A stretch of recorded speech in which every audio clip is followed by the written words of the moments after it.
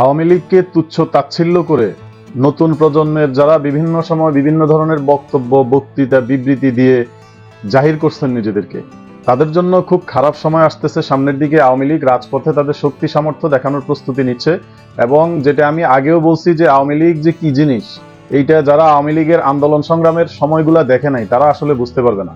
রাজপথ থেকে গড়ে ওঠা যে রাজনৈতিক সংগঠন, সেই সংগঠনকে যদি 4 দিন 5 দিন আন্দোলন করে কেউ দমাইয়া দেয়, কেউ যদি মনে করে যে সে আওয়ামী লীগ বিলুপ্ত হয়ে গেছে, তাহলে তারা যে ভুলের স্বর্গে বসবাস করে এটার প্রমাণ পাওয়ার জন্য তাদেরকে শেষ পর্যন্ত দেখে যাইতে হবে। আওয়ামী লীগ খুব খারাপভাবে তাদের সর্বোচ্চ শক্তি সামর্থ্য ব্যবহার করেই তারা আবার তাদের যথাযথ জায়গায় ফেরতের জন্য যা যা প্রক্রিয়া লাগে সবই আওয়ামী লীগ করবে। এইটা নতুন প্রজন্মের জন্য একটা মেসেজ যে আপনারা যারা হম্বিতম্বি করছেন আওয়ামী লীগকে দেখে নিবেন, আওয়ামী লীগকে রাজপথে নামতে দিবেন না, আন্দোলন করতে দিবেন না। আওয়ামী লীগের জন্য জানি এটা অনেক চ্যালেঞ্জিং হবে, কিন্তু আওয়ামী লীগ যে চ্যালেঞ্জ উতরে যাবে এইটা আমি ভবিষ্যৎবাণী করে রাখলাম, আপনারাও এটা লিখে রাখেন। আওয়ামী লীগকে কিচ্ছু না, উড়াই দিব, ফেলে দিব, ঠেলে ফেলে দিব, ধ্বংস করে দিব, এরকম বক্তৃতা বয়ান যারা দিচ্ছেন, আপনারা আপনাদের সময় যে খুব দ্রুত পুড়ে যাচ্ছে, খুব দ্রুত যে আপনাদের সময়গুলো ফুরিয়ে শেষ হয়ে যাচ্ছে, এটা হয়তো আপনারা বুঝতে পারতেছেন না। ফেব্রুয়ারি মাসে আওয়ামী লীগের অনেকগুলো রাজনৈতিক কর্মসূচি আছে, এর মধ্যে একটা হরতালও দিচ্ছে তারা।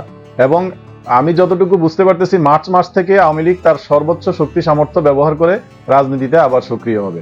এবং আওয়ামী লীগের যে নেতাকর্মীরা বিভিন্ন জায়গায় নিজেদের অস্তিত্ব রক্ষার জন্য লুকিয়ে আছে, পালিয়ে বেড়াচ্ছে, মামলা হামলা বিভিন্ন কারণে যারা ক্ষতিগ্রস্ত, তারা খুব দ্রুত তাদের নিজ নিজ বাসগৃহে ফিরতে শুরু করবে, এবং মার্চ এপ্রিল থেকে শুরু করে টানা আন্দোলনে যাবে আওয়ামী লীগ। আওয়ামী লীগকে মোকাবেলা করার মতো শক্তি সামর্থ্য এখন যারা ছাত্র সমন্বয়করা আছে তাদের কতটুকু আছে এটা তারাই ভালো বলতে পারে। আর একটা মেসেজ আপনাদেরকে দিয়ে রাখি, বিএনপি কিন্তু আওয়ামী লীগের কোনো আন্দোলন সংগ্রামের বিরোধিতাও করবে না, আওয়ামী লীগকে ঠেকানোর চেষ্টাও করবে না। কারণ বিএনপিও বুঝে গেছে এতদিনে যে আওয়ামী লীগ ছাড়া রাজনীতির যে চলমান প্রক্রিয়া এটা ঠিক রাখা সম্ভব না। একটা ইম্যাচিউর কোনো লোকজন যদি এসে হঠাৎ করে কোনো কিছুতে ভাগ বসায় দেয়, এটা কিন্তু প্রবীণরা কোনোদিন মেনে নেয় না। তো বিএনপি আওয়ামী লীগ হচ্ছে এদেশের প্রবীণ রাজনৈতিক দল, সেই প্রবীণ রাজনৈতিক দল দুইটাকে তুচ্ছ তাচ্ছিল্য করে তাদেরকে উড়িয়ে দিয়ে নতুন করে কেউ আইসা ক্ষমতা নিয়ে নিবে। এবং ঘুরে ফিরে কিন্তু সবার কাজকর্ম একটাই, সে ক্ষমতা কেন্দ্রিকতা। যত বয়ানি যখন যা দিয়ে গেছে সবই কিন্তু উড়ে গেছে হাওয়ায়, কোনো কথা এখন আর তারা নাই, তারা এখন নিজেদের চামড়া বাঁচাইতেই ব্যস্ত। এই ছাত্র সমন্বয়করা প্রথম দিকে যেরকম মানুষের আকর্ষণ পাইছিল, যেরকম মানুষের সিম্প্যাথি পাইছিল, তার এক আনাও এখন তাদের সাথে নাই। স্পেশালি সাধারণ ছাত্ররাও তাদের পাশ থেকে সরে গেছে। এখন এদের অবস্থা হচ্ছে না পারতেছি ধরতে, না পারতেছি ছাড়তে, এরকম। এই মোমেন্টে আইসা আওয়ামী লীগ রাজনীতিতে সক্রিয় হওয়া মানে এদের জন্য একটা বড় ধরনের বিপদ সংকেত। এরা অলরেডি এই যে 7 কলেজের আন্দোলন সহ নানা আন্দোলন, আহতদের আন্দোলন, নিহতদের আন্দোলন, নানা কারণে এরা বিতর্কিত হয়ে গেছে। এবং এদের যে কথাবার্তার ধরন, যে উচ্ছৃঙ্খলতা, যেভাবে আইন শৃঙ্খলার অবনতি দিনের পর দিন হয়ে যাচ্ছে দেশে, এই সবকিছু মিলে সাধারণ মানুষের কিন্তু এখন সেই আওয়ামী লীগের প্রতি আবার একটা ঝোঁক তৈরি হয়েছে। আর এই ঝোঁকটাকে, এই আকর্ষণটাকে কাজে লাগাইয়া রাজনীতিতে আবার সক্রিয় হবে আওয়ামী লীগ। এবং আওয়ামী লীগ যেহেতু রাজপথের রাজনৈতিক দল, এই দল ঘুরে দাঁড়াইতে একটুও সময় লাগবে না। যেটা আগেও বলছিলাম, আওয়ামী লীগের এখন সবচেয়ে বড় সমস্যা হচ্ছে নেতৃত্ব সংকট।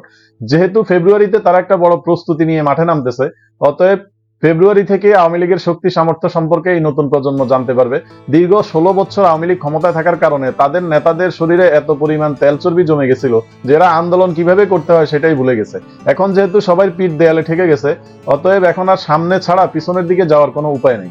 তো আওয়ামী লীগ তাদের যথাযথ প্রক্রিয়ায় যথাযথ শক্তি সামর্থ্য নিয়েই মাঠে আসতেছে, এবং ফেব্রুয়ারি মার্চের দিকেই আওয়ামী লীগ তুমুল আন্দোলনের মাধ্যমে হয়তোবা এই নড়বড়ে সরকারের গদিও নড়ে যাইতে পারে। এবং যেহেতু বহির্বিশ্বের একটা বড় সমর্থন নিয়ে আওয়ামী লীগ মাঠে আসতেছে, অতএব এটা আওয়ামী লীগের নেতাকর্মীদের জন্য সুখবর যে আপনারা খুব তাড়াতাড়ি, শেখ হাসিনা নিজেও এটা বিভিন্ন অডিও কলের মাধ্যমে নেতাকর্মীদেরকে জানাইছে যে আপনারা ঘরে ফেরার প্রস্তুতি নেন, এবং বাবা মাকে বলে রাখেন যে খুব তাড়াতাড়ি আপনারা ঘরে ফিরবেন। এই মেসেজগুলোর মাধ্যমে কিন্তু এটা পরিষ্কার হচ্ছে যে আওয়ামী লীগ এতদিন যা করছে সবই ছিল ট্রায়াল প্রোগ্রাম।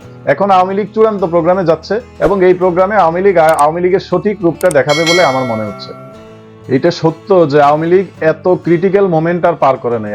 দল হিসেবে, রাজনৈতিক দল হিসেবে আওয়ামী লীগ এই ধরনের সিচুয়েশন আর ফেস করে নাই, যেটা এবার 2024-এ এসে একটা নজিরবিহীন ঘটনা ঘটে গেছে। এটা আওয়ামী লীগ হয়তো কোনোদিন চিন্তাও করতে পারে নাই যে এত বড় একটা রাজনৈতিক দল এইভাবে মানে এলাকা ছেড়ে, ঢাকা শহর ছেড়ে, ক্ষমতা ছেড়ে, এইভাবে একেবারে শক্তপোক্তভাবে যারা ক্ষমতায় বসেছিল এইভাবে ক্ষমতা ছেড়ে চলে যাইতে হবে, এটা আওয়ামী লীগ কোনোদিন চিন্তাও করে নাই। কিন্তু 71-এর স্বাধীনতা যুদ্ধ থেকে শুরু করে আওয়ামী লীগের যে রাজপথে রাজনৈতিক অবদান, এই অবদান বিবেচনা করলে, এই অবদান চিন্তা করলে এইটা পরিষ্কার হওয়া যায় যে আওয়ামী লীগ খুব খারাপ সময়, এইরকম সময় হয়তো বা এই সময়টা একটু ডিফারেন্ট, এটা বাস্তব।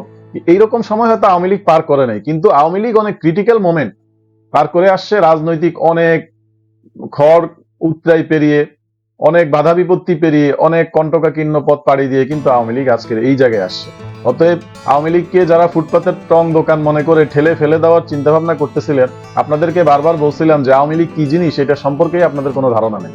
তা আপনারা রাজপথে আওয়ামী লীগকে কিভাবে মোকাবেলা করবেন, এখন আপনারা সেই প্রস্তুতি নেন। আওয়ামী লীগের প্রস্তুতি নিয়েই মাঠে নামতেছে, এবং এইটা সম্ভবত আওয়ামী লীগ শেখ হাসিনা খুব দ্রুত দেশে ফিরে আসার একটা আলাপ আলোচনা যেহেতু হয়ে গেছে, এবং শেখ হাসিনা দেশে ফিরলে একটা তুল কালাম বাদাইয়া দিতে পারে আওয়ামী লীগকে মোকাবেলা করার মতো যে পরিমাণ শক্তি দরকার ছিল, এই ছাত্র সমন্বয়করা এখন কিন্তু একা।